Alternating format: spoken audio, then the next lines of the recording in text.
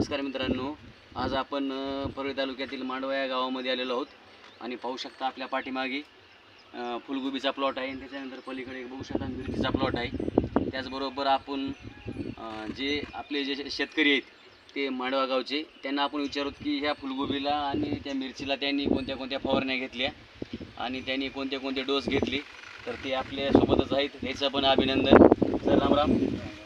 सुरुवातीला समजा तुम्ही जेव्हा सरी वडली तेव्हा मिरचीला मल्चिंग वाढण्याच्या आधी आणि ह्या फुलगोबीला पण सरी वाढण्याच्या आधी किंवा समजा नंतर तुम्ही रासायनिक खत आणि जे भूवस्त्र सुपर आहे आपलं ते कोणतं कोणतं केलं? भूवस्त्र सुपर मॅजिक ते बेसल डोसमध्ये वापरलेलं आहे। पाहू शकता की त्यांनी काय केलेलं आहे की मल्चिंग आतरण्याच्या आधी भूवस्त्र सुपर ग्रो मॅजिक ॲडव्हान्स त्याच्यामध्ये काय केलं त्यांनी ते रासायनिक खतामध्ये ॲड करून त्यांनी त्याच्या शेतामध्ये शिंपलेलं आहे। त्याचबरोबर तुम्ही ह्या फुलगोबीला आणि मिरचीला कोणत्या कोणत्या स्प्रे घेतलेला आहे? तर तुम्ही किती दिवस झालं म्हणजे किती वर्षापासून हे वापरता प्रोडक्ट?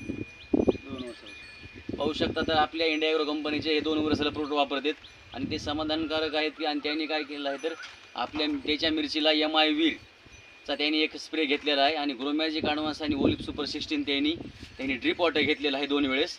त्यांनी नंबर 1 रिझल्ट आलेला आहे आणि तुम्ही पाहू शकता त्याची मिरची 2 महिन्याची आणि आपल्या पाठीमागची प्लॉट आहे फुलगोबीचा त्या फुलगोबीला किती दिवस झाले? तर त्या फुलगोबीला त्याच्या कम्प्लिटली 1 महिना झालेला आहे। तुम्ही पाहू शकता किती नंबर 1 झालेला आहे।